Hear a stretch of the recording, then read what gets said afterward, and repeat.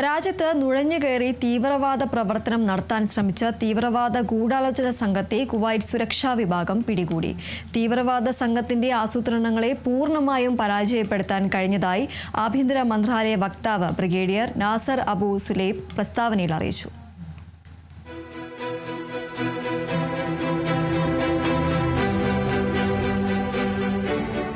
തീവ്രമായ നിരീക്ഷണത്തിനും സുരക്ഷാ അന്വേഷണങ്ങൾക്കും ശേഷം നിരോധിത ഹിസ്ബുള്ള ഭീകര സംഘടനകളുമായി ബന്ധമുള്ള ഒരു തീവ്രവാദ ഗ്രൂപ്പിലെ അംഗങ്ങളായ 10 പൗരന്മാരെ പിടികൂടി. ലക്ഷ്യമിടുന്ന സ്ഥലങ്ങളുടെ കോർഡിനേഷൻ നടത്തുന്നതിന് ഈ വ്യക്തികൾ വിദേശ സ്ഥാപനങ്ങളുമായി ആസൂത്രണം ചെയ്യുകയും ഏകോപിപ്പിക്കുകയും ചെയ്തുവെന്നും അതുവഴി ദേശീയ സുരക്ഷയ്ക്ക് നേരിട്ടുള്ള ഭീഷണിയാണെന്നും അദ്ദേഹം ചൂണ്ടിക്കാട്ടി.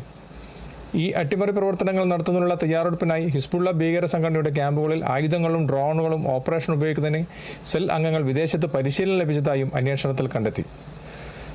രാജ്യത്തിന്റെ പരമാധികാരത്തെയും സ്ഥിരതയെയും ദുർബലപ്പെടുത്തുന്നതിനും സമൂഹത്തിൽ ഭയവും ഭീകരതയും പ്രചരിപ്പിക്കുന്നതിനുമാണ് സെല്ലിന്റെ ഗൂഢാലോചന ലക്ഷ്യമിട്ടതെന്ന് അദ്ദേഹം അഭിപ്രായപ്പെട്ടു.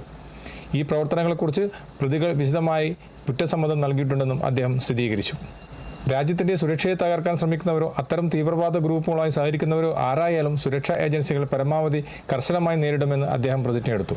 രാജ്യത്തിന്റെ സുരക്ഷയ്ക്ക് ഭീഷണിയാകുന്ന ആർക്കും വേദനാജനകമായ പ്രഹരങ്ങൾ നൽകാൻ ആഭ്യന്തര മന്ത്രാലയം മടിക്കില്ലെന്ന് ബ്രിഗേഡിയർ അബു സുലൈബ് ഊന്നി പറഞ്ഞു.